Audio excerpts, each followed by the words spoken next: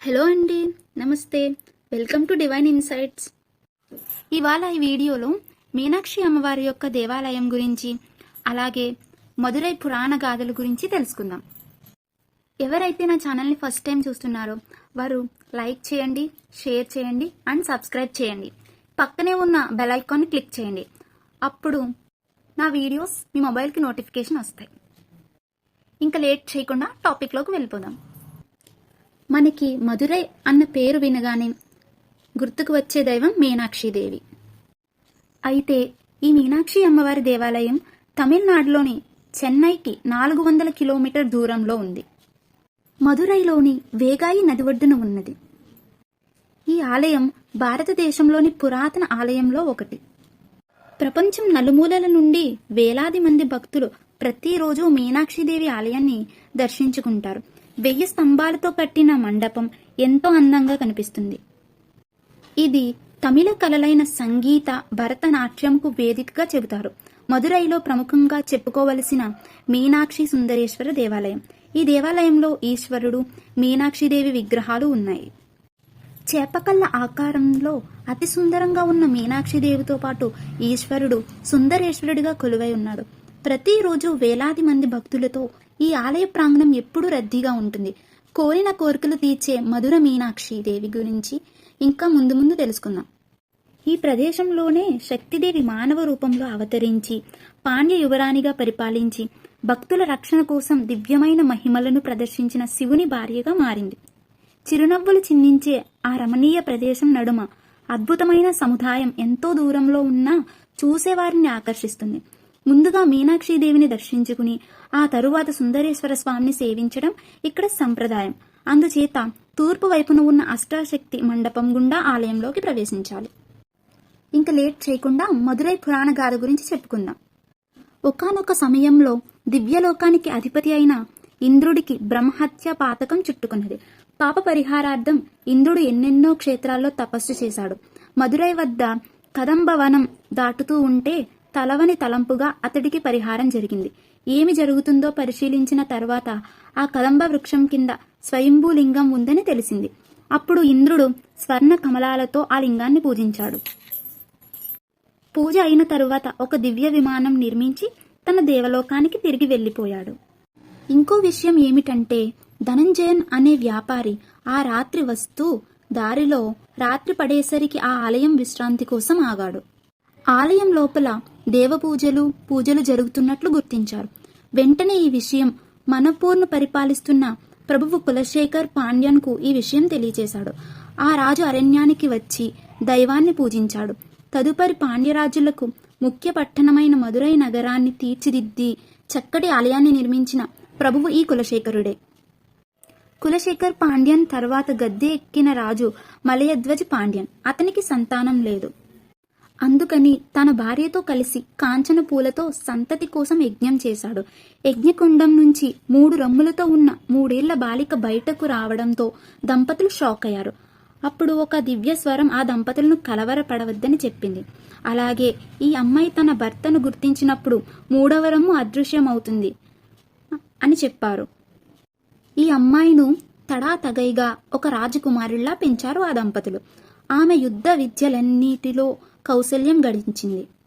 తడాతగై ఈ రాజ్యానికి వారసురాలుగా వచ్చి ఇరుగు పొరుగు రాజ్యాల్ని అయితే ఆమె యుద్ధ రంగంలో శివుడిని చూసినప్పుడు ఆమె మూడవరము అదృశ్యమైంది మరియు అతను తన భర్త అని ఆమె గ్రహించింది. పరమశివుడు మదురై వచ్చాడు. తడాయితగాను పెళ్లాడాడు. వీరిద్దరూ కలిసి మదురై నగరాన్ని కొంతకాలం పాలించారు. తరువాత మురుగన్ అవతారమైన వారి కుమారుడు ఉగ్రపాండ్యన్కి సింహాసనం అందజేసి వాళ్ళు మళ్ళా సుందరేశ్వర్, మీనాక్షిగా తమ అసలు రూపాలతో అవతరించారు. ఈ విధంగా సుందరేశ్వర స్వామి, మీనాక్షిదేవి మదురైలో పూజలు అందుకుంటూ భక్తుల్ని కాపాడుతూ ఉన్నారు. ఇదంతా కూడా మదురై యొక్క పురాణ గాథ కింద చెప్తారు. మధుర మీనాక్షి యొక్క టెంపుల్లో అష్టాశక్తి మండపం అనేది ఉంటుంది. మీనాక్షి నాయకన్ మండపం, మదిలిపిల్లే మండపం, స్వర్ణ కమల తటాకం, ఉంజల్ మండపం, కిలికిట్టు మండపం, కంబత్తడి మండపం, ఇవన్నీ కూడా మీనాక్షిదేవి యొక్క గుడిలో ఉంటాయి. ఇంకా స్వర్ణకమల తటాకం గురించి చెప్పుకున్నట్లయితే దేవేంద్రుడు తన పాపాలను పోగొట్టుకోవడానికి స్వర్ణకమల తటాకంలో స్నానం చేసి అందులోని బంగారు కమలాలతో శివుడిని పూజించాడు. ఈ తటాకానికి చుట్టూతా విశాలమైన తాల్వారములున్నాయి. ఉత్తర తాల్వారం స్తంభాల మీద 3వ తమిళ సంఘం, కవీశ్వరులు, 24 మంది చిత్రాలున్నాయి. ఈ తాల్వారంలోనే మరో 2 స్తంభాలపైన మరి 2 చిత్రాలున్నాయి. కదంబవనంలో ముఖ్య క్షేత్రాన్ని కనిపెట్టిన ధనంజయంది, రెండోవాడి ఈ నగరాన్ని మరియు ఈ ఆలయాన్ని నిర్మించిన కులశేఖర పాండ్యాంది ఉత్తర, తూర్పు దిశలనున్న తాల్వారాల గోడలవైన తిరువిలై ఏడల్ పురాణ సంబంధమైన అనేక ఘట్టాలు చిత్రీకరింపబడి ఉన్నాయి. తూర్పు ద్వారం నుండి చూస్తే మీనాక్షి సుందరేశ్వరిని గర్భగుడిపై బంగారు గోపురాలు కనిపిస్తాయి. దక్షిణ తాల్వారపు గోడకు తాపిన పాలరాతి ఫలకాల మీద తిరుక్కురాల్ చరణాలు చెక్కబడి ఉన్నాయి. తటాకానికి ఆనుకుని పడమర వైపు ఉంజల్ అంటే ఉయ్యాల మండపం ఉంది. ఇక్కడ ప్రతి శుక్రవారం నాడు సుందరేశ్వర స్వామికి, మీనాక్షిదేవికి విగ్రహాలకు పూజ జరుగుతుంది. ఉంజల్ మండపానికి పక్కనే కిలికుట్టు మండపం ఉంది. పంజరాల్లో ఉంచబడిన చిలుకల వల్ల దానికి పేరు వచ్చింది. కిలికుట్టు మండపం దాటగానే సరాసరి మీనాక్షి అమ్మవారి ఆలయంలోకి మనం ప్రవేశిస్తాం. ద్వారం దగ్గరే 3 అంతస్తుల గోపురం కనబడుతుంది. బయట ప్రాకారంలో మనకు అగపదేవి బంగారు ధ్వజస్తంభం, తిరుమల నాయకుని మండపం, ద్వారపాలకుల ఇత్తడి విగ్రహాలు, వినాయక కూడల్ కుమరర్ సన్నిధులు, కూడల్ కుమరర్ గుడి గోడల మీద అరుణగిరి నాదర్ గానం చేసిన తిరుప్పుగల్ గీతాలు ఉంటాయి.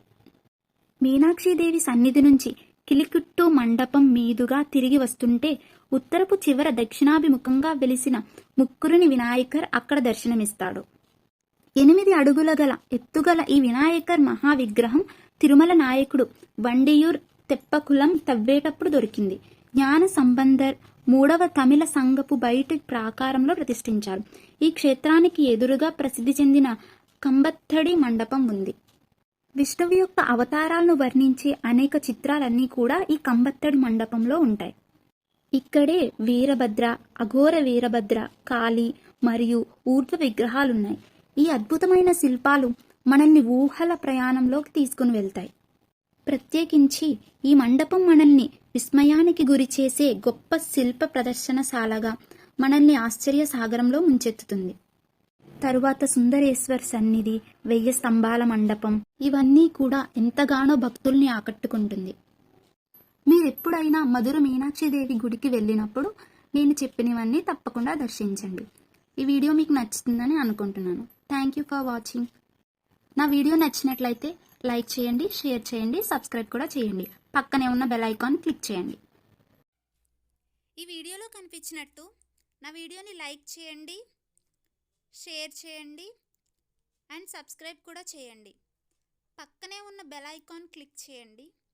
అలా చేస్తే నా వీడియోస్ మీ మొబైల్కి నోటిఫికేషన్స్లో వస్తాయి. Thank you for watching.